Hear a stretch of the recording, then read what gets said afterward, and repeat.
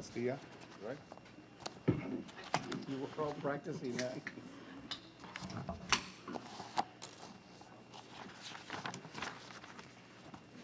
Cell phones, everybody? Before we start, this is so noisy.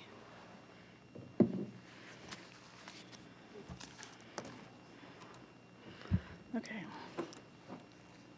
Good evening, everyone. We're ready to begin tonight's City of Gardena regular city council meeting for May 28, 2019. Madam City Clerk, will you call the roll, please? Madam Mayor, all members of the City Council are present. Okay, thank you. Attorney Whalen, is there anything to report from closed session? No reportable action was taken. Okay, thank you. So at this time, we're going to begin with the Pledge of Allegiance, and tonight it will be led by Jacob Johnson and Ashley Benitez. So if the two of you can please come forward, and if everyone can please stand for the Pledge of Allegiance.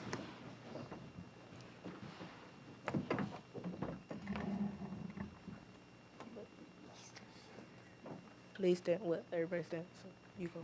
Face the flag. Put your right hand over your heart. Ready, begin.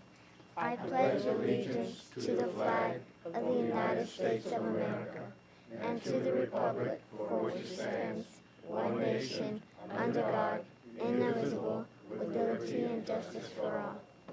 Please remain seated. If you can continue standing, and our invocation tonight will be led by the Reverend Ward. Reverend Ward, if you can come forward, please.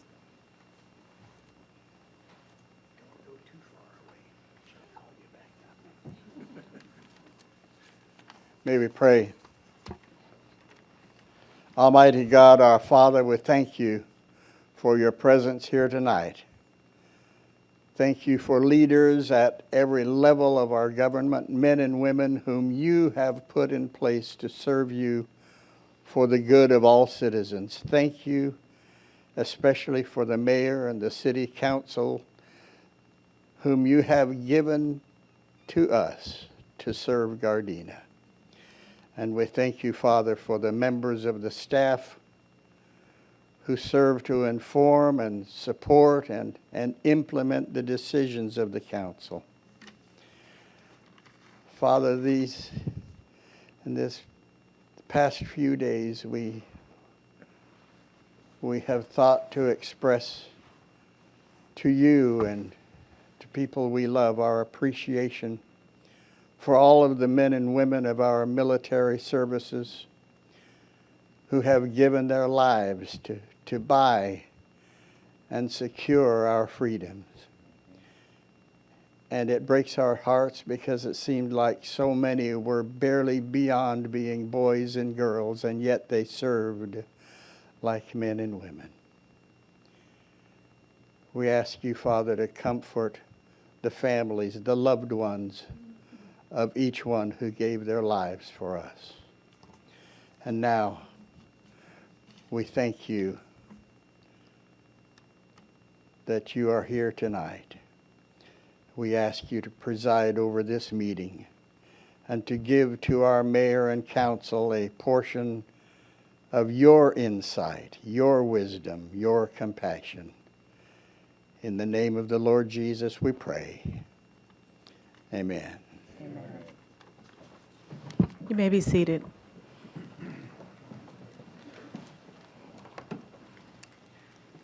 If I can have our two pledgers come back to the front. So tonight's Pledge of Allegiance was led by Jacob Johnson, who's in the 6th grade, and Ashley Benitez, thank you. Both are students at 153rd Elementary School, and their principal is Miss Helen Choi. Where are you? Right here. Stand up and just be recognized. Thank you for coming out tonight. So both students are leaders at their school. They're definitely role models. Jacob is the master of ceremonies for all of the school's events. So we're going to begin with Jacob tonight. Jacob, can you tell us who brought you to tonight's meeting? My mom and my dad. And where are they at? Thank you for bringing them out.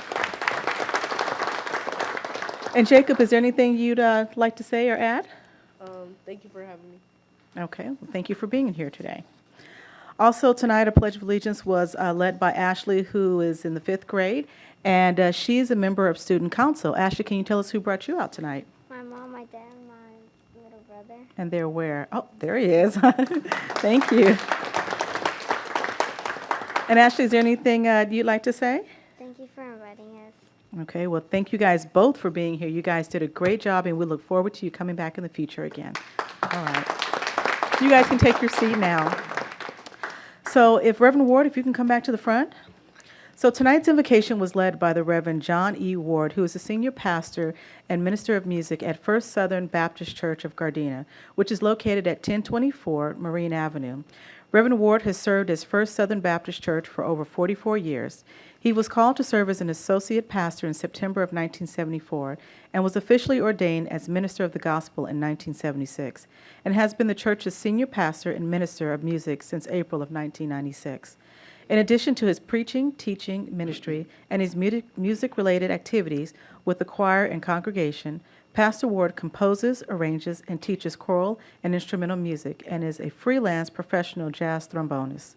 Reverend Ward also supports and has participated in numerous City of Gardena programs and community functions. He and his wife, Nancy, have been married for 56 years. They have 4 children, 10 grandchildren, and 15 great-grandchildren. Reverend Ward, would you like to say anything? Thank you, Mayor.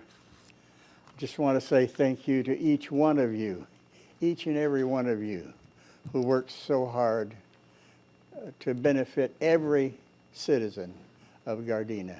Thank you so much, every one of you. God bless you. All right, thank you. So next, we're going to go on to our presentations. Tonight, we're at the part of our agenda where we recognize a military veteran. So tonight, the veteran that we're recognizing is one of my choices, Mr. Richard F. Castilla, who served in the U.S. Navy, and he was chosen by myself. And tonight, I'm going to come down and present him with the special medal that we had specifically designed for this position, for this award here, while Councilmember Kaskanian reads his bio for us. Yes, Madam Mayor, thank you. Gardena Military Veteran Recognition honoring Richard Frank Castilla, selected by Mayor Tasha Sirda, a native of California. Mr. Richard Castilla is 93 years young and long-term resident of Gardena. Military services. When 17 years old, Mr. Castilla enlisted in the U.S. Navy on August 16, 1943, and served until he was honorably charged on February 26, 1945. Discharged, 1945, thank you.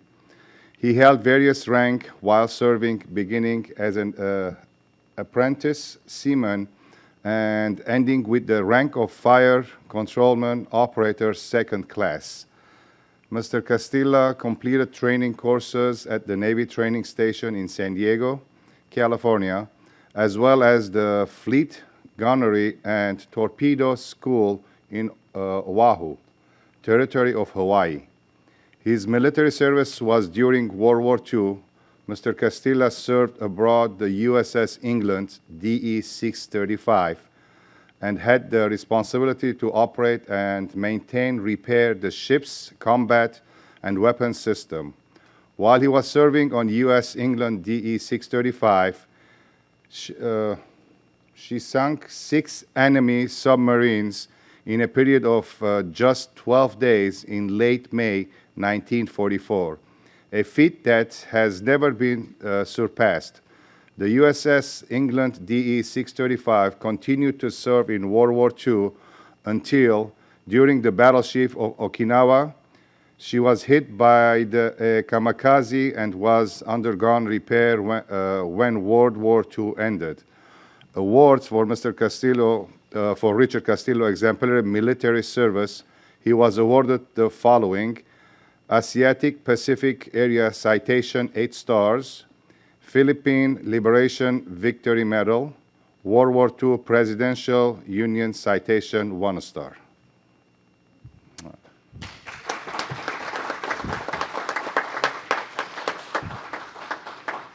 While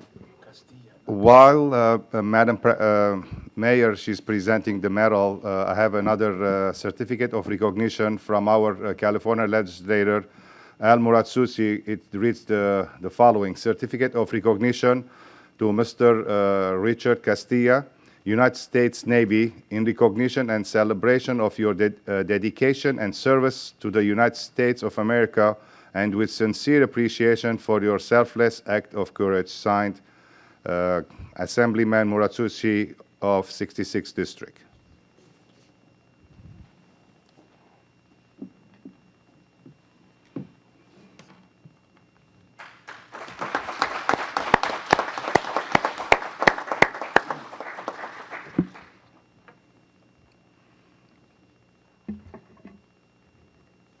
Oh, I want to thank the mayor and the council for this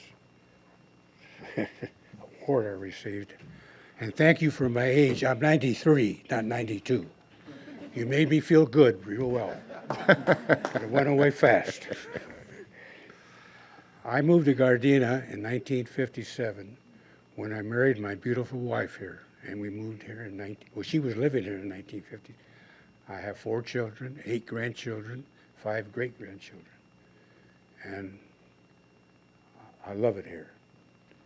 And I accept this award in memory of the people on my ship who didn't come home, and there were quite a few of them. And also for the rest of the veterans who never made it home either. Those were trying times, and thank God they're over with, and I hope we never change. God bless America. Thank you very much, and good night.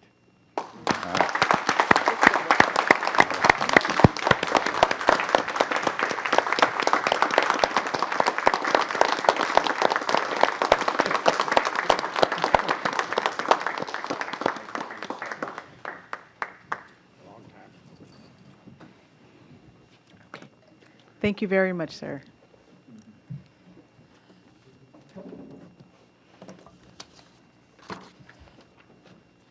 Okay, the next part of our meeting, we have a couple of presentations to be made. Now, I'm not for sure if these people are present tonight, but I'm just going to ask if they're, if the department head can come accept these on their behalf. The first presentation is being made to Wesley Eag. I think I'm pronouncing that correctly. And, I'm sorry, Ige. And this is a certificate of commendation being presented to Wesley Ige, and it's an official acknowledgement of a deep appreciation for an outstanding 26 and a half years of service to the City of Gardena as a park maintenance lead in the General Services Department. So accepting that award tonight will be our Director, Joe Cruz from General Services. Thank you, Mayor Serta and council members. I know Wesley is very excited to reach a new stage in his life, and I know he's very appreciative of this recognition. Thank you. Thank you. Thank you very much. Also, these other 2 members, my understanding, are not present tonight, but I'm going to ask the chief if he'll accept them for them. And it's a certificate of commendations being presented tonight to Florence Martin and Anita Chang. And this here states certificate of commendation being presented to Florence Martin and Anita Chang. For Florence, it is 26 years of service to the City of Gardena as a public records technician too with the police department. And for Anita Chang, it is 36 and a half years of service to the City of Gardena as a police service officer with the police department. So accepting that tonight will be Chief King, and they're not present tonight, so you have the mic. Well, thank you. On behalf of the police department, I truly will make sure that they get these, because on Thursday, I believe, they're going to get together and have a little, some type of party. So I'll bring it there. At least I'll have a gift for them. Well, thank you on behalf of Ms. Martin and Ms. Chang. Thank you. Okay, thank you. And next, we're going to move on tonight to appointments. Does any member of the council have any appointments to be made to any commissions, committees, boards, or council at this time? Go ahead. Thank you, Madam Mayor. I have one appointment to the Senior Citizens Commission, Ms. Peggy Evans. Okay. And I also have one appointment tonight to the Gardena Rent Mediation Board as an owner representative, Mr. Dara Justin, I can't pronounce his last name, let's just say R. Rezanaport, thank you. Can I get a motion to appoint these two individuals to the Rent Mediation Board as well as the Senior Citizens Commission? Second. Okay. Madam City Clerk, there was a motion made by Councilmember Tanaka and a second by Councilmember Cascanian. Will you call the roll, please? Councilmember Tanaka. Yes. Mayor Pro Tem Cascanian. Yes. Councilmember Henderson. Yes. Councilmember Medina. Yes. Mayor Serta. Yes. Okay, well, congratulations to Ms. Evans on the Senior Commission, as well as Justin, congratulations to you as well on the Rent Mediation Board Representative. I'm sure you guys are definitely going to enjoy both of those commissions. I hear they work you really hard, but it's definitely very beneficial. All right, thank you again. And next, we're going to move on to the consent calendar. Hopefully, everybody's had the opportunity to read through it. And does any member of the council have any items that they would like to discuss separately? If not, can I get a motion to approve the consent calendar as is? So moved. Is there a second? Second. Madam City Clerk, there was a motion made by Councilmember Henderson and a second by Councilmember Cascanian. Will you call the roll, please? Councilmember Henderson. Yes. Mayor Pro Tem Cascanian. Yes. Councilmember Henderson. Yes. Councilmember Tanaka. Yes. Mayor Serta. Yes. Okay, next we're going to move on. Councilmember Medina. Yes. Thank you. Okay. Planning and Environmental Quality Commission, just of note, the May 21st, 2019 meeting was canceled. So we're going to move on to oral communications. We have two speakers tonight. The first one, Ms. Helen Choi, and the second, Cheryl Sherman. I'd like to let all of our speakers know that you are to limit your remarks to 3 minutes unless extended by myself. And this little box right here is your timer. So when you see the yellow light come on, it will alert you that your 2 minutes are up. And then when the red light comes on, it will signal you that your time is up, but that will be 3 minutes. So we appreciate your cooperation in advance. So we're going to begin with Ms. Helen Choi.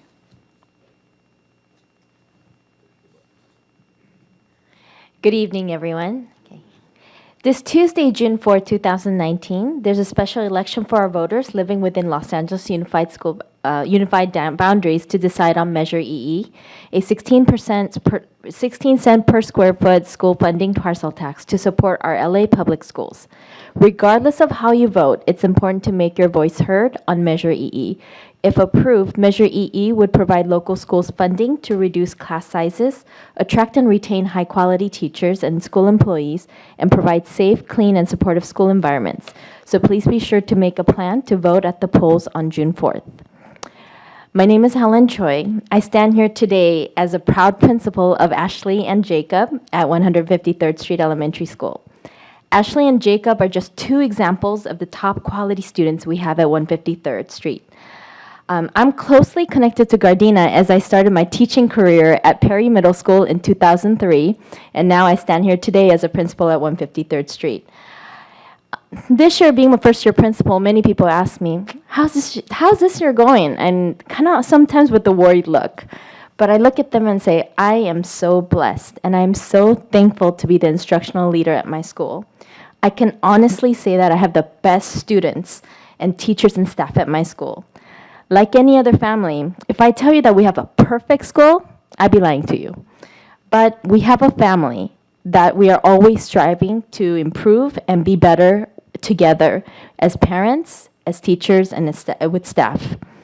I can tell you that from our numerous events like University STEM Day, which will happen on June 5th, to the talent show this Thursday at 5 p.m., to our Pop Point parties, and our celebrations of successes and improvements, I know that we have one of the best out there.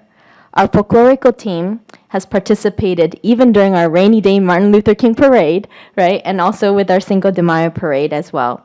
And our student team participated in the chess tournament with City of Gardena, and our kindergarten student won second place. We have countless possibilities. I ask for your continued support for our school, and I would love a partnership, and I encourage all of you to visit us and check us out. We want to showcase our beautiful 153rd Street Elementary School and moreover, our awesome future civic leaders who will represent our city of Gardena well. Thank you so much for your time. Thank you. Next is Cheryl Sherman.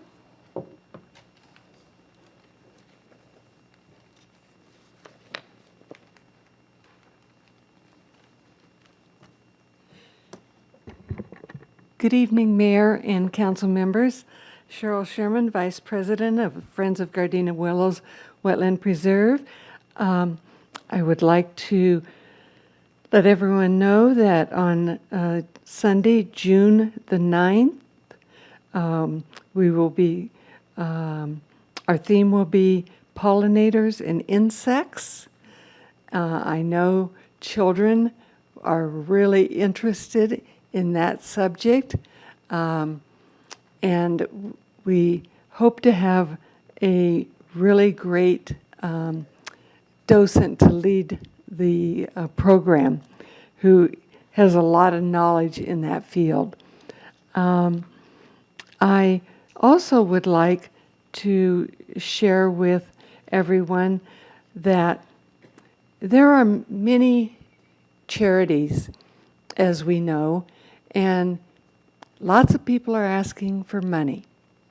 But I'm here to say, not for money, but for your time. And it just takes, some of them, a phone call. With a phone call, you can, if you shop at Ralph's or Food for Less, donate all of your shopping, a percentage of it, to the Friends of Gardena Willows. Now, wouldn't that make you feel good to think that you're getting your shopping done and you're being able to donate at the same time? At the bottom of your receipt, it will say, thank you for shopping at the, thank you for donating to the Friends of Gardena Willows. We have informational flyers on this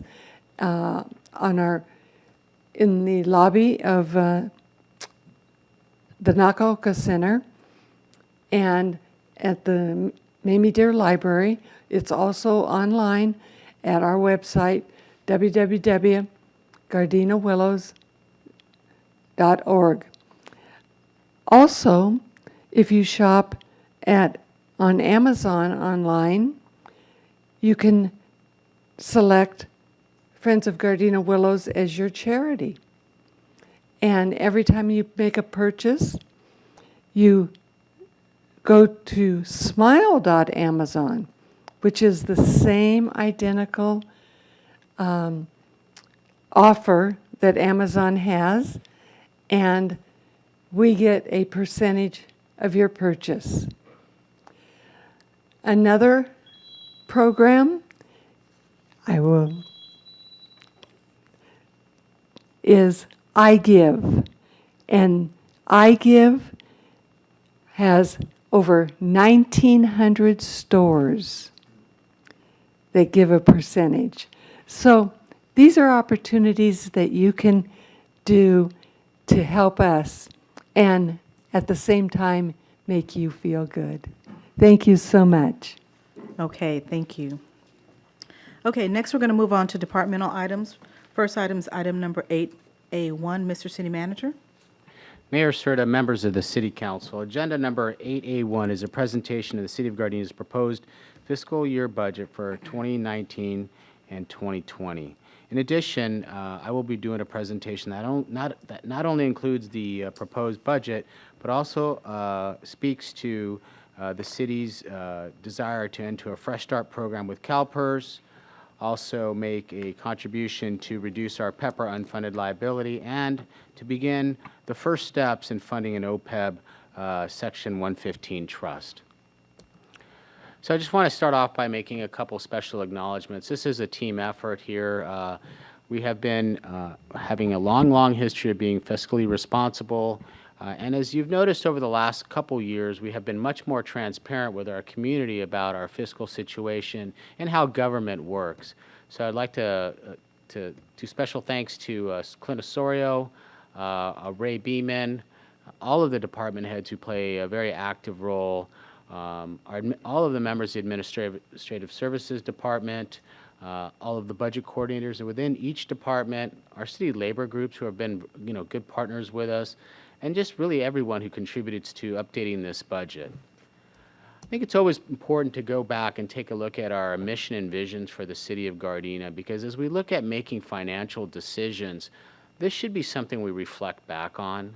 Are we spending our money? Are we making things a priority that is consistent with our mission and vision statement that we have developed? And I like to think that we do.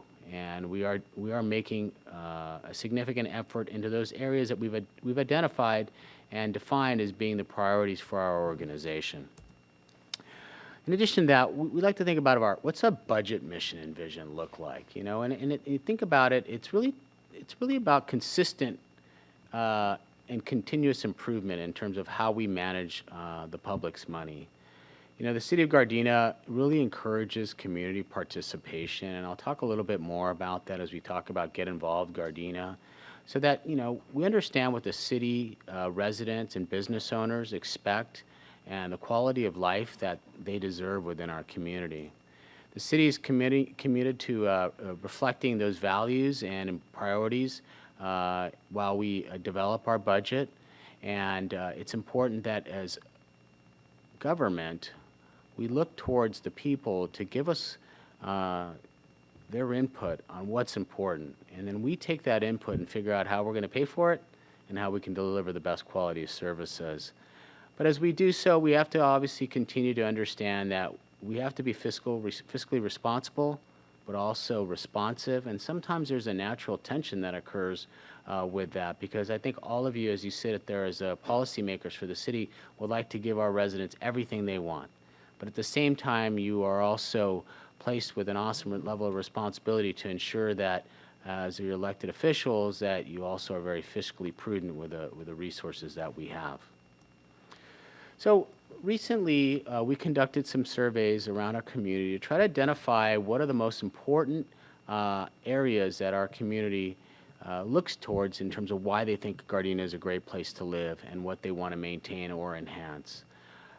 No surprise that keeping public areas safe and clean is a high priority for our community. And that means a lot of things. That means obviously public safety, but it also means the aesthetics. It means the right-of-way crew picking up trash. It means the crews that are out there maintaining our medians and our public spaces, safe and clean, free from graffiti. All of those things that when you walk or you drive through Gardena and you step into our boundaries, you say, this is different. This city is doing a good job maintaining its infrastructure and maintaining the quality of life for its residents. We talk a lot about repairing our streets and potholes. We're very fortunate. Gardena has some really high quality roads, and that's something I think all of us are very proud of. Our pavement condition index is very high, one of the highest in this region and one of the highest probably in the state. But that does not happen very easily. It costs a great deal of money and a great deal of investment with all of our personnel, specifically the General Services Department, to ensure that they have those long-term capital improvement projects in place and have the strategic vision to ensure that those are executed on. What can we say about firefighters and paramedics? We know that our community values the high quality of service that the LA County Fire Department provides for us. The vast majority of services that the LA County Fire Department provides for us are medical calls. And in fact, I think last year they responded to over 4,400 medical calls. That's important. As we look at an aging population and the strain on the services for our fire department, they do an amazing job getting to our residents in need in a quick manner, providing great service to our community. This is an interesting one that came up really high on our survey, and that's protecting local drinking water and supplies. I think as elected officials, you all know that we have very little control in terms of the water supply, and that the water supply is provided by Golden State Water. But we do have a great deal of influence with them and a good partnership with Golden State Water. So it's no surprise that based on things that happened in the last couple of years of the water quality, that this would poll pretty high in our survey. Keeping in mind, though, I think as we drive around Gardena, you notice that there's pipes being laid everywhere, repairs being done all across our city. So clearly the investment is there to ensure that our local drinking water is safe and clean for our residents. Maintaining 911 emergency response times. This is something that's obviously very near and dear to folks when they call for police or fire response. How quickly is your call handled? How quickly is the officers or firefighters dispatched, and how quickly do they get there? It is very important. Last year, we responded to about 26,000 911 calls. That's a lot of 911 calls. But in reality, we also responded to over 60,000 calls for service between the police department and the fire department. That's quite a bit. And Gardena is very proud to have a quick response time for those 911 calls. As you look at maintaining vital services, we talk a little bit about that in terms of the public areas, safe and clean, but there are a lot of other vital services. When you look at our parks programs, when you look at, when people want to open a business here, how does community development get their business started? When you want to build something new, those plan checks and code enforcement, all of the things that you think about as a city that's important, that you naturally associate with a city service, it's important that we maintain those vital city services and whenever possible enhance them. Now, maintaining gang and drug prevention programs, I'm not surprised, nor should anyone be, that these are important issues. Although when we did this survey in 2008, those were much higher priorities. We've had some great strides in improving the quality of safety in Gardena and also reducing gang violence. But also, if you think about what's going on nationally with the opiate epidemic and meth and those other things, it's not unreasonable to think that our community has those things on their minds, and they're concerned about how the city is prepared to deal with that. And finally, our senior services poll really high. We have a great amount of city services, whether it's our senior meals, whether it's our Alzheimer's Day Clinic, our socialization programs. All of the senior programs that we provide, those consistently maintain important value to our community.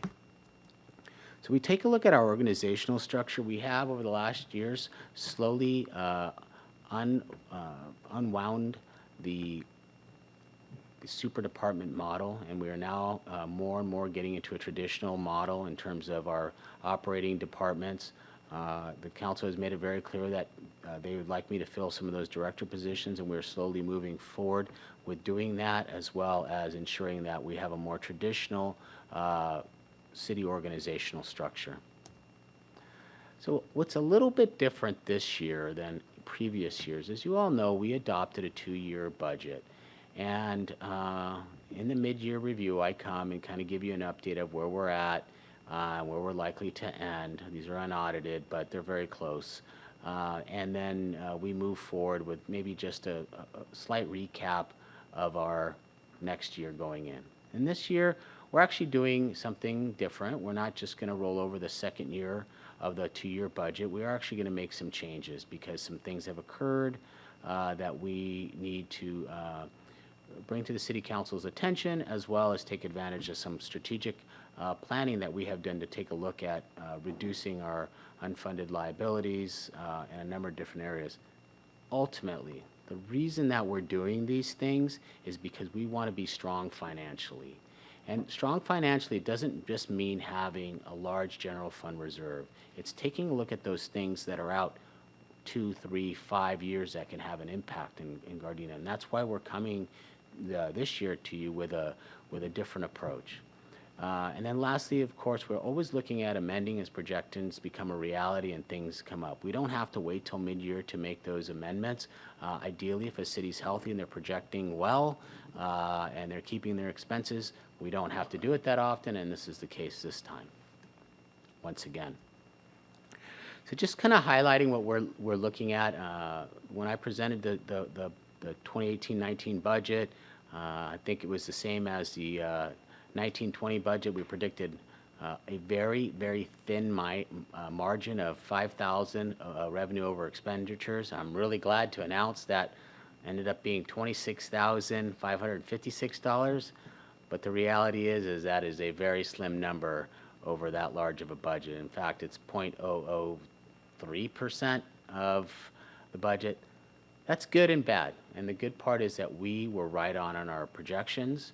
And I owe a lot of credit to the admin services staff, finance staff, our department directors, and all of the employees for keeping our expenditures in line and enhancing revenues wherever possible.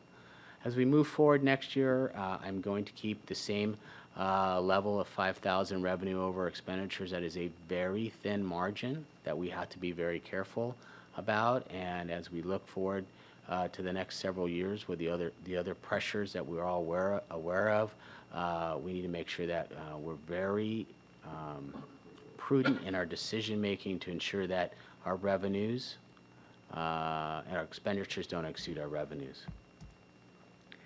So this is what we are proposing in terms of our 2019 budget. It's in revenues about $139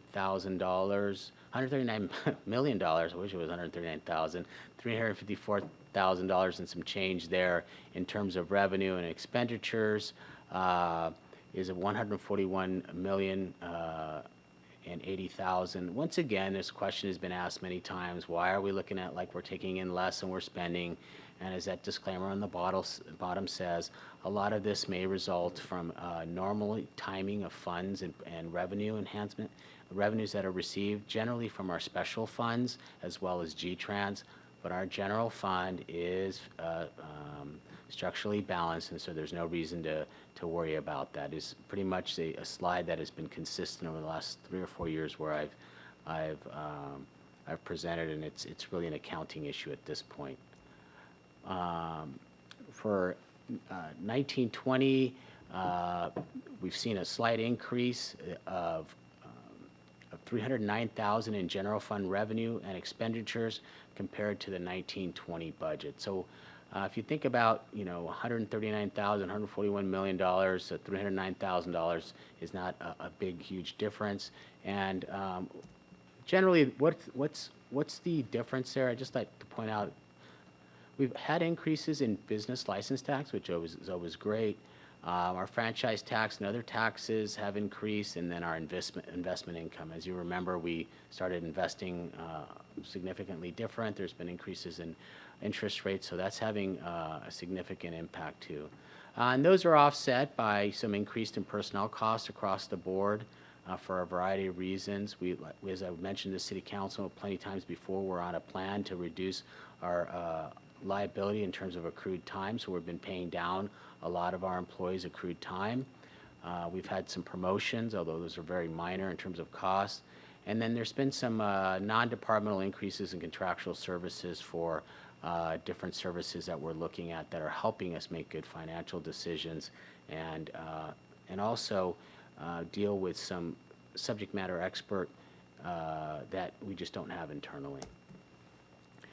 So this is where might be a little shocker to some, but I think hopefully once I explain it to you, understand. We've been very happy to have a significant fund balance at $23.9 million. That's about 43% of our general fund and reserve. And as I said before, how can we use that money more effectively?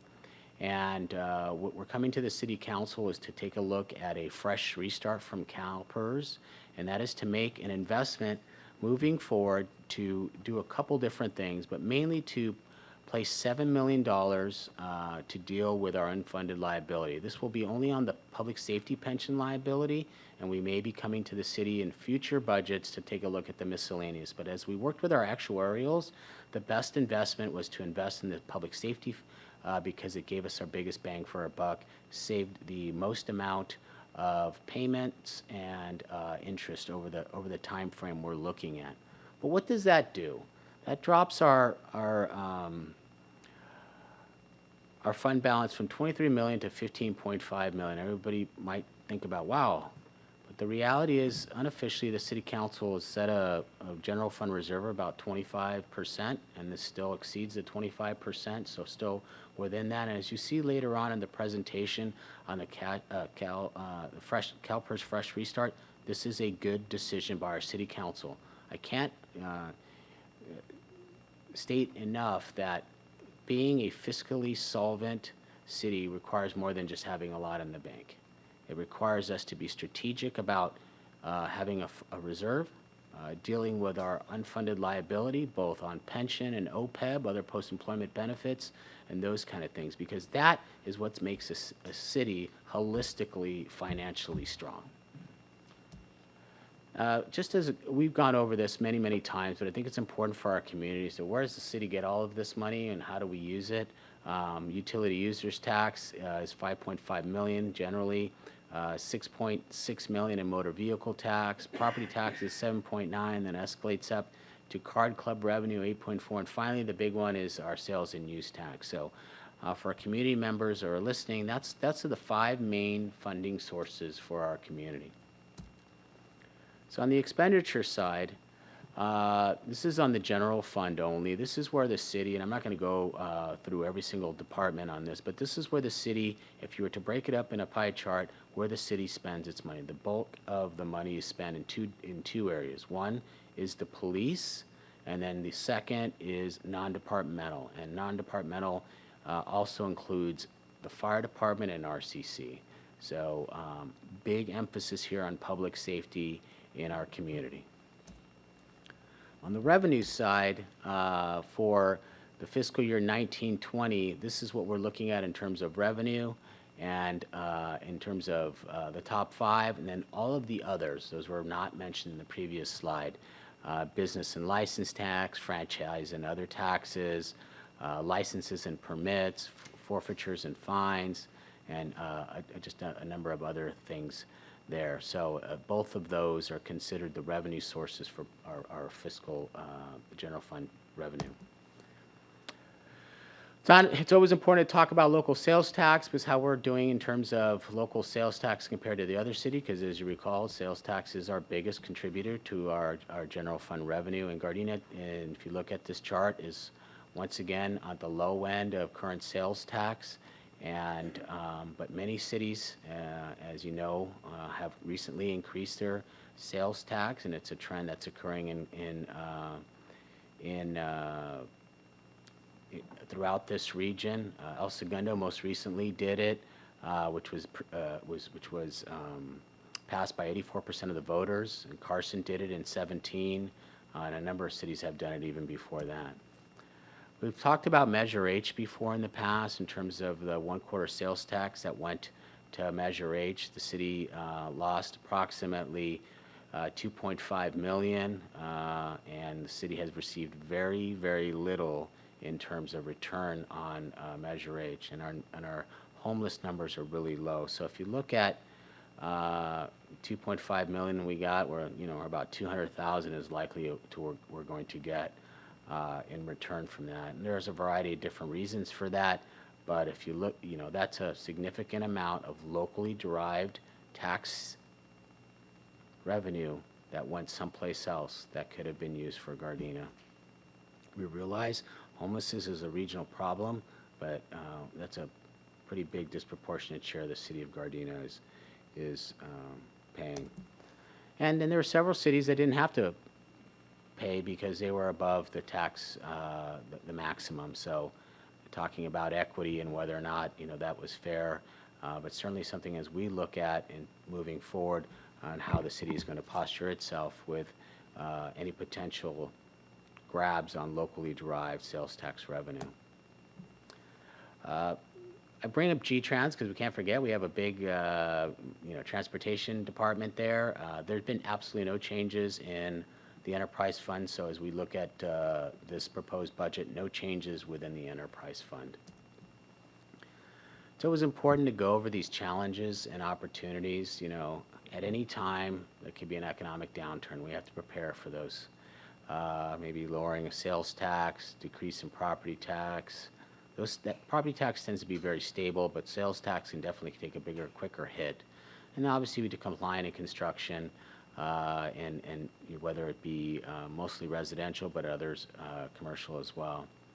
The city does have aging infrastructure. We've talked about deferred maintenance in the past and our need to deal with our deferred maintenance issues. We've taken some steps, but certainly a lot more work needs to be done. I'm saying this over and over again, but it's not unique to Gardena. It's our pension and other post-employment benefits. Gardena has done a really good job trying to manage that, and we have a good long-term strategic plan. The city prepays its PERS every year to save money because we have cash in hand. I mean, some cities are not in that position. It saves us $200,000 or $300,000 just by paying whatever we were going to have to pay anyways, but paying it all up front is just a good financial decision. Once again, you got to be careful of whether the state or county measures might divert or reduce our revenues, and that's something we really, as city leaders, need to keep our eye on the ball on, because we want to keep our local derived revenue local. Got some opportunities though, great opportunities. You know, thriving businesses, lots. I'm sure you're driving all over the place. There's lots of development everywhere. We've had increases in sales tax and property tax as property values goes up, which is really great. We're looking at a rebound and slight rebound in terms of casino revenue with the Lucky Lady and the Hustler. As we all know, we had to reduce our reliance on card club revenue by $2 million. And when I first proposed this budget a year ago, we have a very stable revenue source because we have what I like to think of as the five-pronged stool. We have all the things that all cities have. Not all cities have UUT, and certainly not all cities have casinos. So we have those two additional ones that is nice to keep our city revenues diverse. And we've always had a perspective of looking at long-term fiscal accountability and stability as being very important.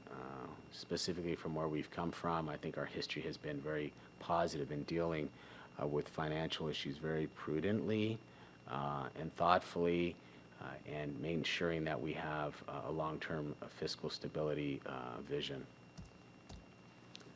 I want to talk a little bit about what's going on in terms of Get Involved Gardena. Over the past year, the city staff's working to make this year's budget process a community engagement process and as transparent as possible to our community.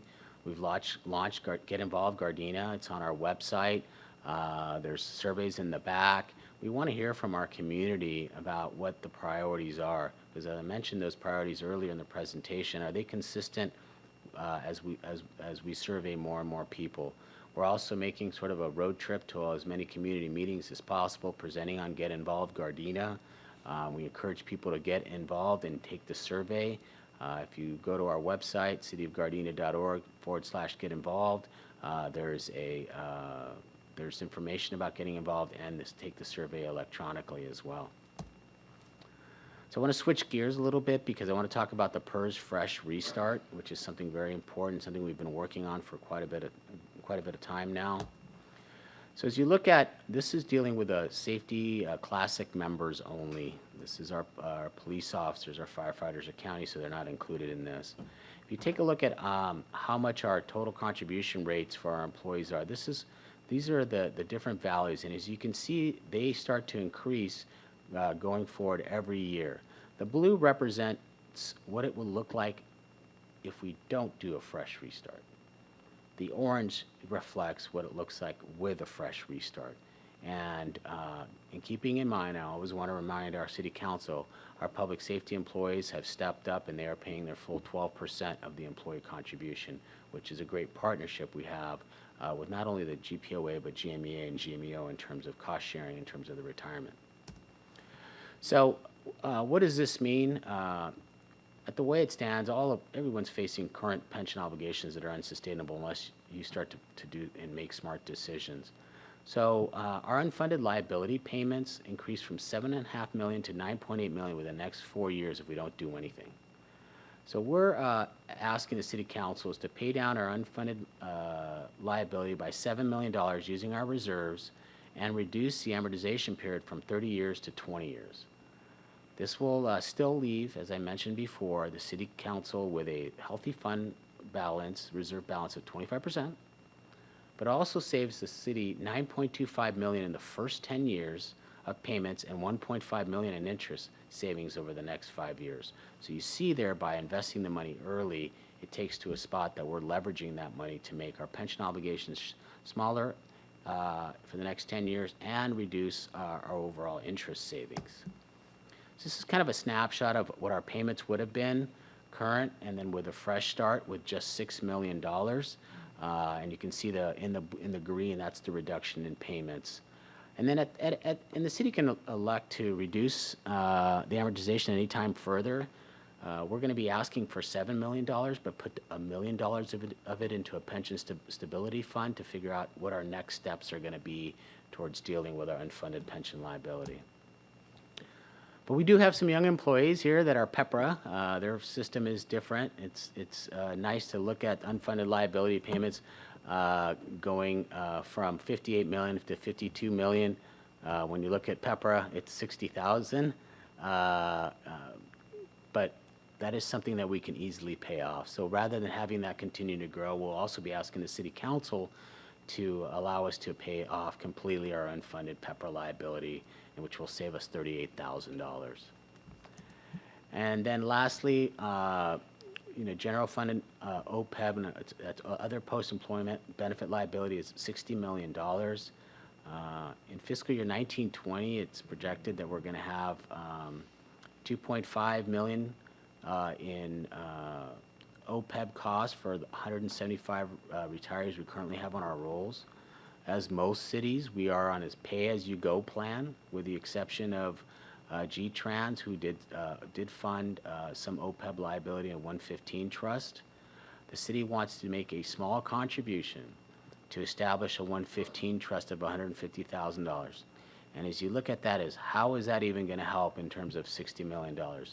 It's a start, and it allows us to open the 115 Trust and work with our administrative and finance staff to start looking at how we start pre-funding that in years moving forward.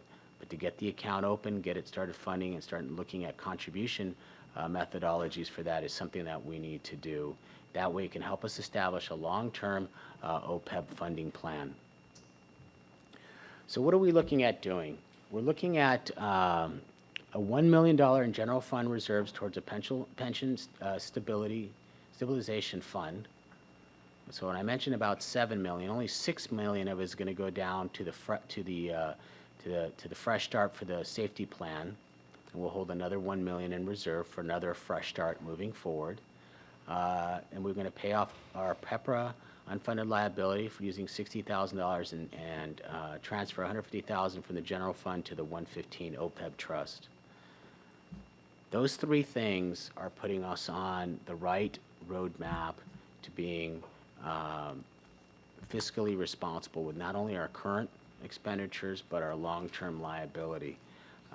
I think that as the city council and with your guidance and staff and their work, this is a good first start. It is a good plan, and the reality is we're able to do this because we are cash positive. We have those reserves that we can execute on. A lot of cities are not in that position, and it's smart to use that reserve in a method that actually makes us more financially stable and puts our money to work long term. So at this point, I'd like to take any questions from any members of the city council. Does any member of the council have any questions or comments at this time? Quick comment. Okay, go ahead. Thank you, Madam Mayor. Thanks for that great report, but like you said, I think being a forward-thinking city and the staff that we have that is very creative in the financial aspects of our city that are doing good things, we're heads and shoulders above all other cities. Our unions, the three unions that we have contributed voluntarily with some negotiation that other cities aren't getting the same kind of cooperation. And I'm just proud that we can sit here and show our community what a great place this is to live and how much the people in this city that work for you are doing a great job to make sure that we are solvent. Any other questions? Councilmember Henderson? No questions, but more comments. per se. Just to remind everyone that a lot of public sector agencies are running into this issue with the unfunded liability for retirees and everything, myself included, for another agency. And when that bill comes due in regards to all the benefits that a lot of us would get when we retire, it's going to be hard for a lot of agencies to cover those bills because the revenues aren't always there.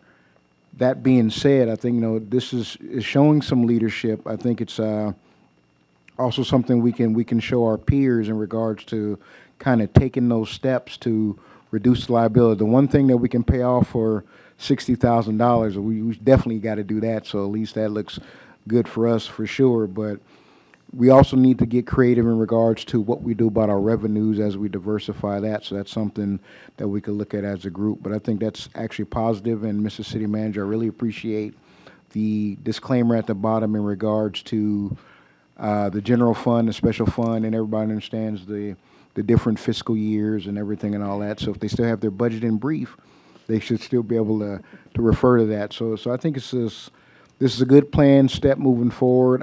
It guards us on the future side from a recession coming up, because when there's no funding to pay some of these bills down, kind of in this refinance, we'd probably be in a tighter situation.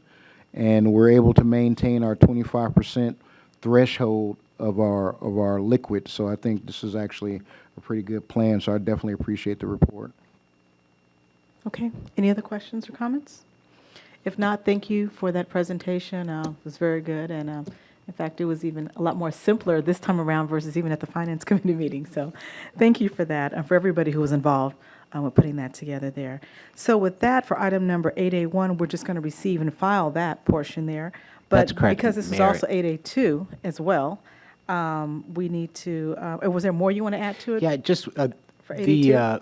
the proposed budget will be available at the city clerk's office, at the library for review. It'll be a printed version. There'll also be an electronic version available online, and then all of the city council, in its effort to go green, has the large document also electronically, as well as staff. Okay, great. Item number 2 was to The fresh start. the fresh start and to establish the CalPERS stability fund, allow us to the $60,000 to pay the PEPRA unfunded liability, and to authorize $150,000 from the general fund to start the OPEB 115 trust. Okay. Any questions before we go ahead and move to vote on that? Okay.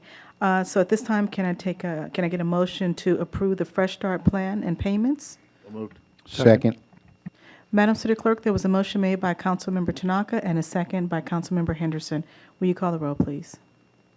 Councilmember Tanaka. Yes. Councilmember Henderson.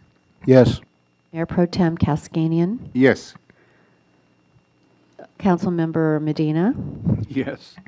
Mayor Serta. Yes. Next up is item number 8A3. Mr. City Manager.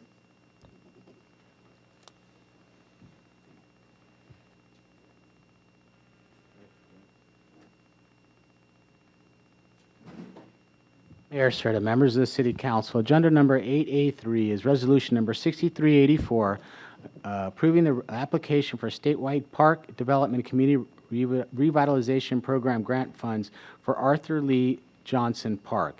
The State Department of Parks and Recreation has delegated the responsibility by the legislature of the state of California for the administration of the statewide park development and community revitalization grant, setting up necessary procedures governing the application. The established procedures require all applicants to certify by resolution the approval of the application before submission to the state.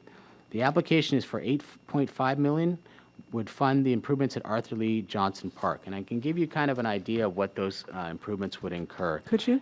Develop a running track converting grass soccer field into artificial turf for maximum playability with stormwater sustainability.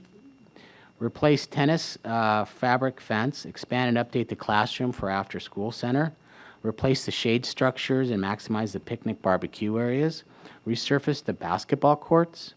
Redesign some new ADA ramps. Resurface the aging parking lot pavement and cracked unsafe concrete pavement. Provide modest landscaping and irrigation improvements, and then enhance the entry and exit appeal There's a bunch of also additional electrical improvements, including lighting and those kind of things, as well as mechanical and plumbing in terms of air conditioning and HVAC systems and those kind of things. So the total amount there would be $8.5 million for the entire project. Okay, sounds good. Any questions or comments? Councilmember Henderson? Thank you, Madam Mayor. In regards to sustainability, since that's my new thing, could you go a little deeper into that, please? So with this project, the field would be able to, as rainwater seeps down, we're able to collect that rainwater so that we can use as recycled water for other purposes. Thank you. Although that park does have recycled water, we can certainly use that water for other areas as well. Go ahead, Madam Councilmember. Mayor. So, with the electrical, is solar actually a thought there or not? There's minimal structures to provide a lot of solar there at Arthur Johnson Park. We will definitely look at enhancing all of the electrical in terms of the lowest energy uses. If we were to take up like physical land space to provide, let's say, a solar array, that would take away from the field and that other areas. So. Any other questions or comments? Okay, if not, can I get a motion to adopt resolution number 6384? So moved. Second. Madam City Clerk, there was a motion made by Councilmember Medina and a second by Mayor Pro Tem Kaskinian. Will you call the roll, please? Councilmember Medina, Yes. Mayor Pro Tem Kaskanian, Yes. Councilmember Henderson, Yes. Councilmember Tanaka, Yes. Mayor Serta. Yes. Next up is item number 8A4. Mr. City Manager? Mayor, Serta, members of the City Council, this is a very similar agenda item. This would be item number 6385, approving the application for statewide park development community revitalization program grants, expanding and improvement of Prim Pool and Rush Gym.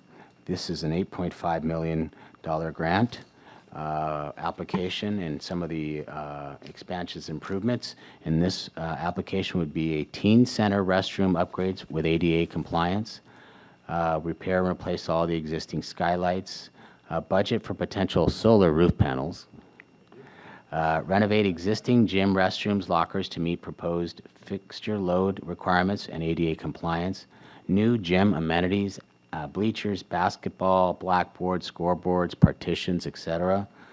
Address the exterior drainage issues around the building perimeter. Update the building for current technology and energy use. Provide new lighting for the gym, office areas, and associated storage spaces. New HVAC system with overhead ducting. New plumbing system to accommodate refigured restrooms.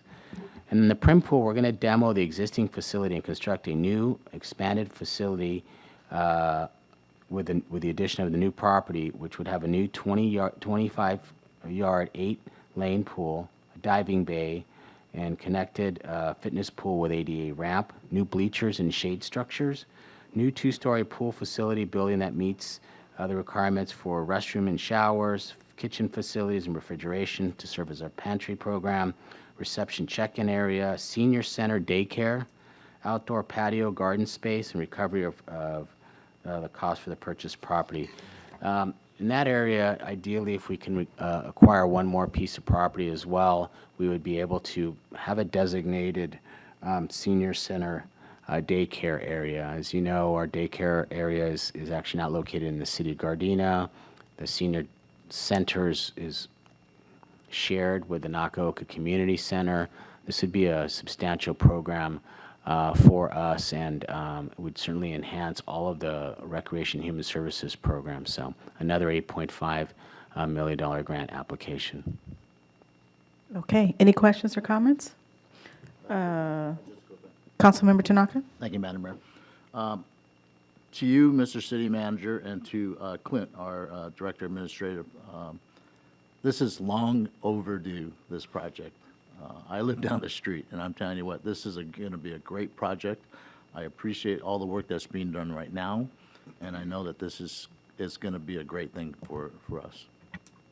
And Councilman Tanaka, I do want to acknowledge that General Services staff is taking a huge lead in terms of, dealing with some of these major projects, and as well as the Recreation Human Services staff. This is really a team effort, and everyone is doing a great job to try to get these funds to really enhance our programming here in Gardena. Okay, Councilman. Okay, well, we all thank you. One question, did you mention a teen center at the beginning? Yes, without trying to describe too much what's going on, we have a plan where we could connect the backside of Rush Gym to provide a teen center approach or some unused facilities back there, and then they would also have the gym to use as well, which would be great for the teens. You can't envision it the way it currently sits. It will be completely redone, so the access to the building and how that all works will be completely redone. But that's the vision, is to have the teen center there, the aquatic center, the senior center, and then do the upgrades to the Russian. It is long overdue, and it would be really great if we can get this grant. Sounds good. Okay, if there are no other questions or comments, can I get a motion to adopt resolution number 6385? Second. Madam City Clerk, there was a motion made by Councilmember Tanaka and a second by Councilmember Medina. Will you call the roll, please? Councilmember Tanaka. Yes. Councilmember Medina. Yes. Mayor Pro Tem Cascanian. Yes. Councilmember Henderson. Yes. Mayor Serta. Yes. Next up is item number 8D1. Mr. City Manager. Mayor, Serta, members of the City Council, this is an acceptance and notices of completion for the tennis courts rehab project at Raleigh Park and Johnson Memorial Parks, which was job number 962. The project resurfaced approximately 25,000 square feet at each of the park, consisting of 4 tennis courts. In addition, 1,100 linear feet of 12 feet high fencing and windscreens were installed at Raleigh Park. Funds to complete the project were appropriated in the City Council 1819 Capital Improvement Project. The budget amount was $150,000. The funding source is Park and Lieu. What is required is to accept the projects and order the recording of notices of completion. Okay, thank you. Any questions or comments? I'm sorry? Okay, if not, can I get a motion to accept the project and order the recordation of notice of completion? So move. Second. Okay, Madam City Clerk, there was a motion made by Mayor Pro Tem Cascanian and a second by Councilmember Medina. Will you call the roll, please? Mayor Pro Tem Cascanian. Yes. Councilmember Medina. Yes. Councilmember Henderson. Yes. Councilmember Tanaka. Yes. Mayor Serta. Yes. Next up is item number 8D2. Mr. City Manager. Mayor, Serta, members of the City Council, the next 2 items here is an annual presentation. This is a public hearing for resolution number 6380, confirming the diagram and assessment contained in the engineer's report dated April 23, 2019 for the Gardena Artesia Boulevard Landscaping Assessment District, and ordering the levy of assessments on the same for fiscal years 2019-20. Adoption of this resolution confirms the diagram and assessments contained in the engineer's report and allows us to levy the assessment for service and maintenance costs. This area is on Artesia Boulevard between Western Avenue and Norman Avenue. The funding source is the assessment district. It provides $21,662 of assessment. What is required is to conduct a public hearing and adopt resolution number 6380. Okay, thank you. So this is a public hearing. The hearing is now open. Does any member of the council have any questions or comments? No? Oh, I'm sorry. Councilmember Medina? Thank you, Madam Mayor. This doesn't include the conversation we had with West Basin with regards to the water, correct? This strictly is just for the landscaping maintenance. Thank you. Okay. To our city clerk, do we have any speakers on this item?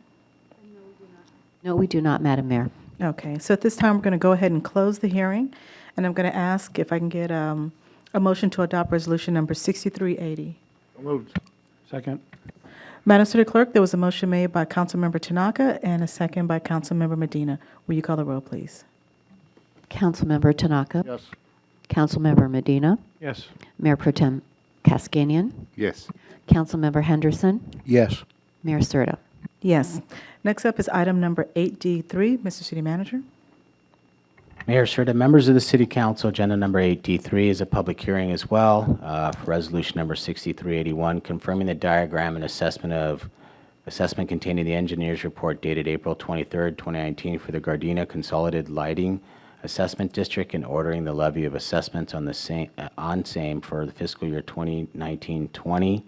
The adoption of the resolution confirms the diagram contained provides for the levying of the assessment, which will pay for all energy, construction, maintenance costs of street lighting, including safety lights that are above all of our traffic signals. The funding source is the assessment district. The anticipated revenue is $745,713.96. On March 2nd, the council adopted resolution of 6359 ordering the report, and then on April 23rd, 2019, the council adopted resolution 6371 approving the engineer's report. So this is the final step. What is required is council conduct a public hearing and then adopt resolution number 6381. Okay, thank you. So this is a public hearing. We're now open. Does any member of the council have any questions or comments? No? Madam City Clerk, are there any speakers on this item? No, Madam Mayor, we do not have any speakers. Okay, so at this time, it is closed. And can I get a motion to adopt resolution number 6381? So moved. Second. Madam City Clerk, there was a motion made by Mayor Pro Tem Kaskanian and a second by Councilmember Medina. Will you call the roll, please? Mayor Pro Tem Kaskanian. Yes. Councilmember Medina. Yes. Councilmember Henderson. Yes. Councilmember Tanaka. Yes. Mayor Serta. Yes. Okay, next up is item number 8E1. Mr. City Manager. Mayor, Serta, members of the City Council, agenda number 8E1 is authorization to award a one-year video policing system camera maintenance and repair contract to Data Gear, Inc. in the amount not to exceed $100,000. In May 2010, the city contracted with Leverage Information Systems to design, install, and maintain the video policing system. Once the contract expired, Convergent Technologies were the vendor selected for the camera and system maintenance. Since the city has been under contract with Convergent since 2015, staff decided it would be in the best interest of the city to obtain new proposals to ensure the city is contracting with the lowest responsible bidder. In February 2019, staff produced a notice to bidders in the Gardena Valley News and published the RFP on Planet Bids. The city received a total of 2 bids, Convergent Technologies and Data Gear. Based on the evaluation of the proposals conducted by staff to identify a vendor that best meets the needs of the city, it is recommended that the contract be awarded to Data Gear. Data Gear has committed to meeting the response times that the city has requested for calls of service, committed to liquidated damages should they not meet any of the schedules that is dictated in this agreement. The police department and G-Trans share the cost of this agreement. The PD will expend no more than $65,000, which includes $2,800 in preventive maintenance, $12,000 in camera cleaning, and $50,000 in time and material service calls. The G-Trans will spend $1,900 in preventive maintenance, no more than $33,000 in time and material service costs. What's required by the City Council is authorize and execute a one-year contract with an optional one-year extension for the video policing camera system repair and maintenance to Data Gear, Inc. A representative from that company is present. It is further recommended that the City Council authorize the mayor and city clerk to execute the contract, which has been approved to form by the city attorney. Data Gear has been in business for 20 years, has worked with many municipalities and government agencies. Data Gear is certified with many of the components of the city's systems, the city's current systems, and is committed to responding and meeting all the recommendations and requirements under this contract. What is required is to approve the contract and execute the one-year contract with a one-year extension with Data Gear, Inc. Okay. Does any member of the council have any questions or comments? Councilmember Henderson. Thank you, Madam Mayor. Mr. City Manager, in regards to the transition from Convergent to Data Gear, are we sure that we got all the documentation for any custom configurations or anything that Convergent may have done at our request, so when we hand it over to Data Gear, we can kind of continue to maintain the system properly? Yes, Councilman Henderson. We see no problems or anticipate no significant challenges with that. This is maintaining of a current system that is, although very technical, not overly technical in terms of its maintenance. I will tell you that there's going to be some long-term decision-making regarding the future of the video policing system and what areas specifically we want to maintain moving forward. I am absolutely clear. I know that City Council has directed me and on previous occasions, it's a priority to ensure that we have cameras in our parks, in our recreational facilities, and in our city facilities. So they will definitely be there moving forward. It's just an evaluation whether we still need the citywide deployments in all the intersections, et cetera. But this does not include this is just simply for the maintenance of our current system. Thank you. Any other questions, comments? I have a couple of questions here. So this is replacing, I understand, the ones at the parks and around the campus here. So this is also, there's that one little room that you have all the little cameras in. This is all hooked together with that, correct? So I understand we're replacing it, but are there going to be any newer enhancements that we didn't have before? That's anything more spectacular or anything? No, this is actually just for maintenance and repair. Just This for is just to okay. keep the current going. Well, the old was kind of spectacular when it first came out, so. Yeah. It's just to keep the current maintained and operational. Okay, got it. Okay. If there are no other questions, can I get a motion to award the contract to Data Gear Incorporated? So moved. Second. Okay. Madam City Clerk, there was a motion made by Councilmember Medina and a second by Councilmember Henderson. Will you call the roll, please? Councilmember Medina. Yes. Councilmember Henderson. Yes. Mayor Pro Tem Cascanian. Yes.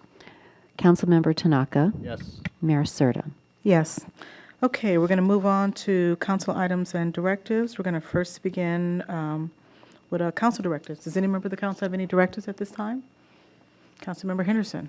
Thank you, Madam Mayor. Just would like to know if we can get a status report on the lot on El Segundo and Crenshaw. Oh, you're going to bring that up? Okay, cool. All right.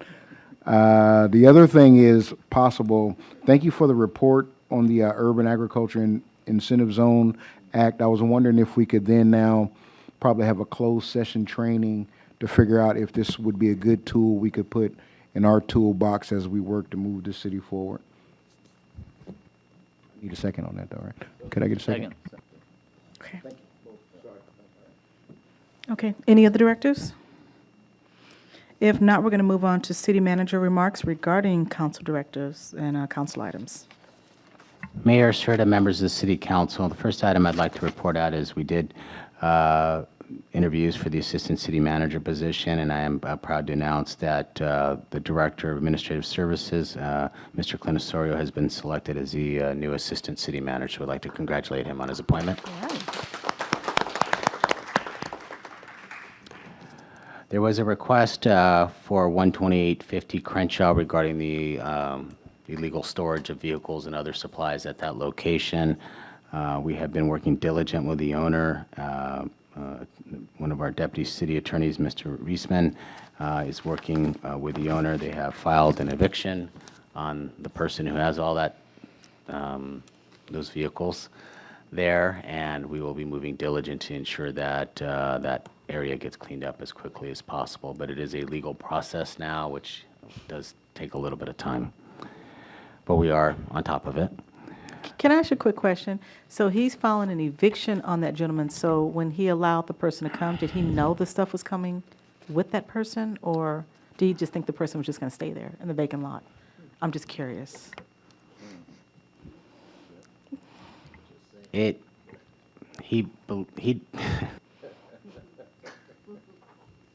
you can answer. It was alleged that that was not the allowed use Okay. for the tenant, and it just morphed into something more than the initial property owner Okay. had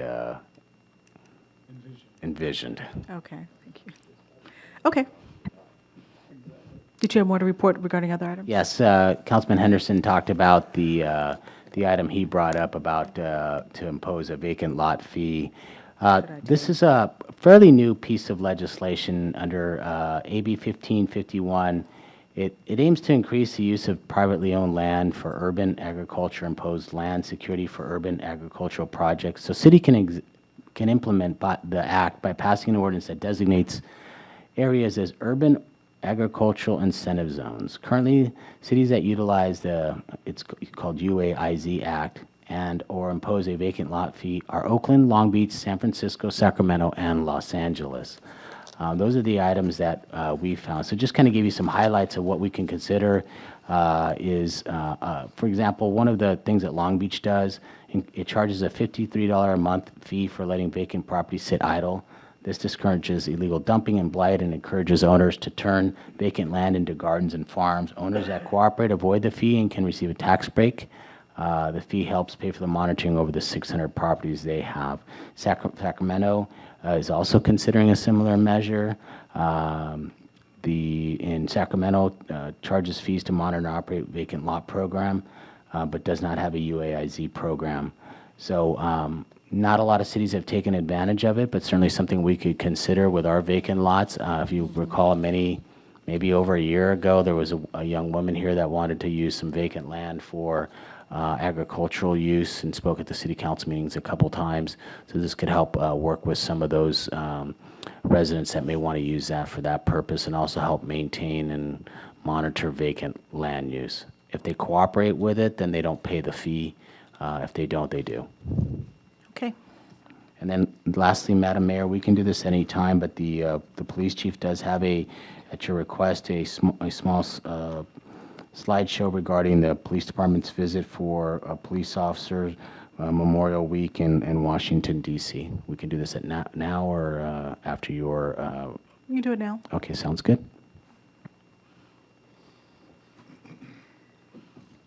Is that all you had to report for yours? Yes, Madam Mayor, sorry. Okay. That's okay. Mayor and City Council, earlier this month, we had the great opportunity to go to Washington, D.C. on behalf of our fallen officer, Toshio Harai. We were able to go with the family, Kristen Harai and Takeo, along with the mom and dad, as part of Police Week.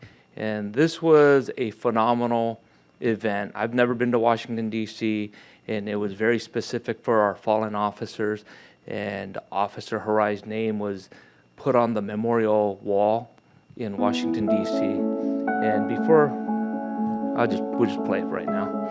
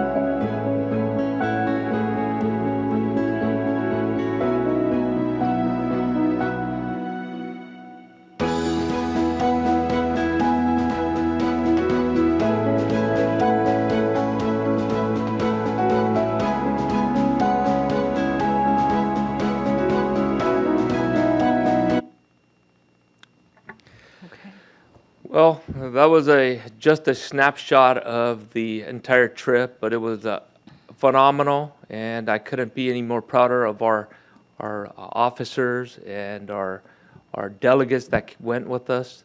This was truly a great representation for the city of Gardena, and all this was either paid by the individual officers that attended or the Police Foundation helped sponsor it, so there was no cost to the city as far as the travel, hotel stay, food, etc. And so I'm very proud. Okay, well, thank you. I really appreciate this presentation that was put together here. I'm just glad so many of our officers were able to go there and accompany the family there, you know, as we paid a special tribute to Officer Harai. That was very nice. So thank you. And please thank the officers as well from our entire council for that. Oh, yes, definitely. And also, I forgot to mention that 8 of our officers rode in the Unity Tour, which was from New Jersey to Washington, D.C., which was almost 300 miles. It took several days, and it rained every day, including the day they rode in, and it was phenomenal, and it was all part of the dedication for the memorial for Law Enforcement Week. So thank you. All right, well, thank you. Oh, quick question, Councilmember? Thank you, Madam Mayor. Did we get a chance to meet the president? Was he present at the ceremony? Yes, President Trump was there, and he met with some of the members, and Lieutenant Brock got to shake his hand, but I believe someone was supposed to take a photo, but they missed that opportunity. And I personally got to meet Nancy Pelosi, and I got to meet William Barr during that event, and they were all within, you know, my distance to your distance. So yes, President Trump was there representing and had a great tribute for all of law enforcement and public safety. Very good. Thank you. Okay. Any other questions, comments? Okay, well, thank you. Okay, next we're going to move on to council remarks. First up tonight is Councilmember Henderson. All right, first up the bat. All right. Because the hour is long, I will be brief. Since our last council meeting, I attended the LA Voter Center presentation that was conducted by the Registrar's Office, LA County. I was there with our city clerk, Becky, as well. We were actually learning quite a bit. I put some of our old election spots on the list of proposed voting centers, but it was actually a great presentation on the new voting machines that LA County will be using. A lot of good questions from the community in regards to the security of the machines and so on and so forth. So they're willing to also come and do a presentation for our community if we need to, so they were open to that as well. I also had the honor, humbling honor, to be the keynote speaker at the University of La Verne African American graduation ceremony. That meant a lot to me as a former student at University of La Verne, so that was a big honor for me. I had a brief stint at the Don Deer roast by the Lions. I couldn't stay long because I had some honeydews that I had to do, so I had to make sure I take care of that first, but I wanted to shake his hand and congratulate him for his service. I also had a special meeting with a few labor reps just talking about project labor agreements and different things and where the city of Gardena is on some of those issues. And I said, well, it's all depending upon what those issues are and everything. So just to keep the lines of communication open. And I also attended another event that I call Snacks with Clergy. Just had a chance to kind of sit with clergy and talk about different things, the spirituality, morality of our community and different things like that and where we are. So that was pretty enlightening and everything. So a few of the clergy, we had communion as well while we were sitting there. So that was great to actually sit there and have that. I attended Centinela Youth Services committee meeting over in Lawndale. So that was good. Centinela Youth Services is another group that works with juveniles in regards to if they are offenders to help them remediate the process and sit down with those that they may have offended in the acts of their juvenile behavior and everything. So it's a great program and everything. So I was glad to be able to sit into that meeting. What else? Oh, Sunday, of course. The Gardena Nisei Memorial event, we had that down the street, so that's always a good event. Our esteemed colleague, Councilman Ron Ikejiri, was the keynote, so that was very enlightening. Good to hear him speak and see him. Hadn't seen him in at least a week prior. I just want to say again, we want to make sure we acknowledge, we just had this past Memorial Day, we want to acknowledge those that actually paid the ultimate sacrifice while serving and everything. We stand on their shoulders, and freedom comes at a cost, and we want to make sure that we acknowledge that. Madam Mayor, so ends my report. Okay, thank you. Next up is Councilmember Medina. Thank you, Madam Mayor. Since our last meeting, I I also attended the Don Deere roast, and that was kind of fun, along with our mayor, Tasha Serta. And we roasted him, but we were kind. We didn't go overboard, and there were more accolades, more so than roasts. But that was a lot of fun. I'm sorry I missed the Medal of Honor of Valor, but I had to choose between that and my grandchildren graduating, so I chose the grandchildren, and I'm sorry I missed that. But I also attended the Nisei Memorial along with Mayor Serta and Mr. Henderson. And one of the things that I brought up was a lot of people get confused with Veterans Day and Memorial Day and Armed Services Day. And the difference is that if for the Armed Services, it's for military who are currently wearing a uniform. The veterans are for military who wore a uniform, and the memorial services are for people who never took off the uniform. So if you have three ways of remembering, one of them is they wore it. The second is that, the first is that they are currently wearing the uniform, and secondly is those who wore it, and the ultimate prize is the ones who never took off the uniform. I also attended the memorial services in Lawndale with Maxine Waters and some other dignitaries from that area, and it was good to memorialize those who paid the ultimate price. And also, I got some donations done from New Challenge Ministries. I was the conduit, so to speak. We delivered over $500 worth of Ben & Jerry ice cream, Dryers ice cream, and also world's finest chocolates. Imagine $500 worth of that stuff. And the Boys and Girls Club of Harbor Gateway on Gardena Boulevard were ecstatic. And it got there right at 3:30 in the afternoon. So it was perfect timing. And so that ends my report. Okay, thank you. Next is Councilmember Cascanian. Thank you, Madam Mayor. Since our last meeting, May 8th, I attended the City Clerk's Day celebration. Happy Celebration Day, Madam City Clerk and the staff. May 16th, I went to Fresno and attended the Elks Lodge Convention. It was a great experience for me. First time I'm attending the Elks Lodge Convention. On May 22nd, Public Day Work. Joe Cruz, congratulations, and great barbecue and good tacos. We had fun. May 23rd, Medal of Valor, congratulations to our own officers, Jose Avalos and Angel Hernandez. Congratulations. They were very proud receiving, and they make us proud too as well. Thank you, Gardena Police Department. And happy Memorial Day, belated Memorial Day. It was yesterday. Thank you for the men and women in uniforms. Without them, we won't be here today. And lastly, Happy Independence Day, Armenia. Today is Armenia's Independence Day, May 28th. And that's my report, Madam Mayor. Okay, thank you. Wow, everybody was so quick with their report. I guess I'll steal all their time then.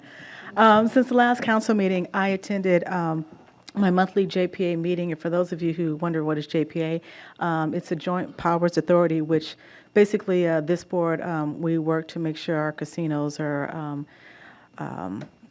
operating properly and, making sure that we always get our portion of the revenues back here in Gardena. So I attended that meeting in the city of Cudahy during this past month. Immediately following that, I attended the MTA Southwest Sector LA County City Selection meeting in the city of Torrance, where we nominate and appoint a council member for the Metropolitan Transportation Authority for a 4-year term. And this year we appointed the mayor of Inglewood, Mayor Butts. Immediately following that, I attended the sanitation meeting also in Torrance. And later on that day, I spoke at a local Gardena church on ways that they can be more involved with the city of Gardena as far as how they can donate to our pantry, as well as just being involved in various ways. And they were a church who were very much interested in doing more community work. And I want to encourage more churches out there, if you'd like to be involved with Gardena, please contact us. We're always looking for donations from our to our pantry, as well as participating at a variety of events. So this church was very eager, and I think they found about 12 different ways that they can donate to Gardena, like I said, via items to our pantry or helping out during Christmas time. So I was happy to be able to present to them on the different ways that we'll accept different types of donations. On the next day, I attended very briefly the One Life to Live event that was hosted by GDAP, the task force. And it was really great to see some of the young people as they were acting out different skits on ways that young people, how they get introduced into vaping by means of just dealing with stress. And one of the things that I learned at the event was that they actually have little vaping pipes that look like USB drives, which I was really kind of shocked to see. But I'd just like to thank the students for doing a great job on just making people aware of these different things out there, and just for being ambassadors and telling their friends not to vape and use other sorts of drugs as well. So please thank the GDAP task force for doing a great job there. On the next day, I attended the grand opening of Giant Step Stores and More, which is located at 135th and Crenshaw. And for those of you who didn't get a chance to attend the grand opening, I believe our new Assistant City Manager, Clint Sawyer, was there. This is a neighborhood store that employs developmentally disabled youth.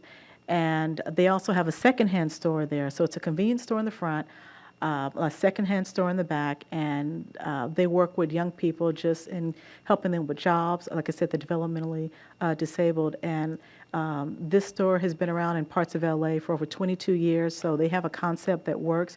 So we were very happy to welcome them into the city of Gardena, and I definitely think it's going to be a great asset to us because it's helping the community out in so many different ways. A convenience store, helping young people, as well as taking some of our old, gently used items if you want to donate those to that store. And then on the next day, I was a keynote speaker for an organization called The Links in the city of Santa Monica. And this is an organization that consists of about 15,000 professional women of color with 288 chapters in over 42 states. And it's one of the oldest and largest volunteer organizations for women who are committed to enriching the culture of African American women. So I was very honored to be their speaker. And then I too also attended the roast and life membership of Don Deere with my colleagues there, and we had a great time. So I didn't roast him; I gave him a toast on behalf of the City Council, but he was very happy to receive that as well. And then on last Tuesday, I was asked to join Mayor Robles from the city of Carson, and we did a press conference for anybody who may have seen it on Channel 5 for Waste Resources. Waste Resources is Carson's trash dump hauler. They're also Gardena's trash hauler, but they unveiled the first electric trash truck to provide residential service to Southern California. The truck is 100% emission-free. I got a chance to ride in it. It's really quiet. It's like riding in a Prius because it's so quiet you can't even tell it's running. And it's really neat because that's the one thing, and I shouldn't say this, but it's kind of my pet peeve early in the morning at 7 o'clock when the trash trucks start coming around. You can't hear this coming down the street at all. So I really appreciate the fact that the city of Carson is taking a step towards their commitment to environmental sustainability for its residents. And who knows, maybe Gardena might be next. So. Also, on the next day, I attended the LA County Sanitation District Collective Committee meeting in the city of Whittier. And I'm sure you guys have seen many people over the past couple of meetings coming during oral communication to ask us to vote in favor of a labor issue going on there. And unfortunately, the Collective Committee voted against it. So you may start seeing more people coming to our oral communications to ask us to vote again in the future for it. And later on that evening, I attended Los Angeles town hall meeting at Holman Methodist Church in LA. The town hall meeting was in opposition to Senate Bill 50. And on the dais, of course, we can't advocate to vote one way or the other. I just ask that people research this here and do your homework, and if it's something you're in favor or not in favor of, definitely contact your local state senators, because this is something that's going to affect everybody no matter where you live. So that's Senate Bill 50. Also, I attended the next day the 45th Annual Medal of Valor with my colleagues, and again, we were very proud of our officers that day. As always, we appreciate the great things that they do. And then on this past Sunday, I attended a dedication service for Pentecostal Missionary Church Church of Christ Fourth Watch as they had their dedication ceremony for their upcoming 30th anniversary, which will be celebrated on next Sunday. And they've asked if any of the council members who are present here today, if they will be attending next Sunday. So definitely they would like for you guys to come out. This was their pre-dedication service that they had for their 30 years of being in existence. And then immediately following that, I attended the Memorial Day service for the VFW Nice Post 1961 that was held at JCI. And that ends my report. Next up is, I didn't. Next up is Councilmember Tanaka. Thank you, Madam Mayor. Real quickly, so I took my mom home to Denver, and so she's now with my dad. So I apologize to Mayor Emeritus Deer that I didn't make his roast. But it was nice to kind of go home for a little bit. In fact, being in Denver, it was kind of a great thing because driving around, they totally celebrate National Police Week. All their billboards, restaurants have Blue Lives Matter flags along with the American flag, and all the freeway signs honored our police. So that was kind of a nice thing. I thank the PD for going to Washington to honor Tosh. And if you saw in the slideshow, one of our Guardian of Police Department vehicles, there was a door people were signing. That was in an Irish pub. And if you ever visit Washington, D.C., I can't remember the name of the pub, but that door is there for you to sign and toast Toshi. I attended RCC, Public Works. I attended their event. Medal of Valor, it's always great to see our officers being honored. Officer Hernandez and Avalos saved a young child that was not breathing, so that was a very good tribute for them. Memorial Day, I apologize, I wasn't there, but I was invited to Palm Springs to do prayer and benediction for a San Pedro Elks organization that was meeting there that weekend. So that ends my report. Okay, thank you. So a couple of quick announcements here. This coming Thursday, we have Coffee with a Cop, which will be Thursday, May 30th, from 2:30 to 4:30, and it'll be at the Target, which is located at Redondo Beach Boulevard and Van Ness. So come join your neighbors and police officers for free coffee and conversation. That's this coming Thursday. Also, in the month of, June 1st, we have a free household hazardous electric waste roundup. I'm sorry, this one's too far away, never mind. Scratch that one. We have a tenant rights workshop meeting coming up on June 3rd. This will be from 2 to 4 p.m. at the Nakoka Community Center. I definitely encourage, if you're a landlord or a tenant, these are great workshops to go to. You can get great firsthand information talking about things like security deposits, fair housing laws, rental increases, occupancy standards, et cetera. So Nakoka Center, Monday, June 3rd from 2 to 4 p.m. And then on June 1st, we have an event called Workout Remember. It's going to be Saturday, June 1st from 9 to 12:30 p.m. And it's an opportunity for the entire family to work out.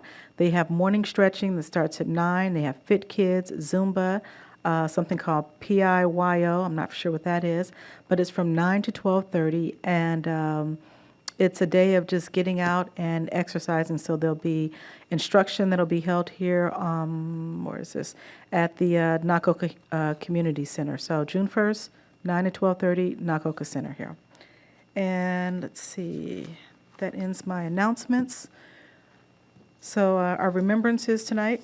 Tonight we're going to adjourn in memory of Miss Thelma Simpson, who was 81 years old, a longtime resident of Gardena. We're also going to adjourn in memory of Mr. Daniel Olivas, who was 69 years of age, and he was the former Recreations Coordinator with the Recreation and Human Services Department, who retired in November of 2004 after 19-plus years of service in the city of Gardena. We're also going to adjourn in memory of Battalion Chief Mark Tolbert, who was 60 years old, and he was with the County of Los Angeles Fire Department, who gave 30 years of dedicated service to the county and served at Fire Station Number 159 here in the city of Gardena for at least 2 years. He passed away unexpectedly due to medical complications. So at this time, the city of Gardena will adjourn to our next regularly scheduled city council meeting, which will be at 7 p.m. on Tuesday, June 11th, 2019. We are adjourned.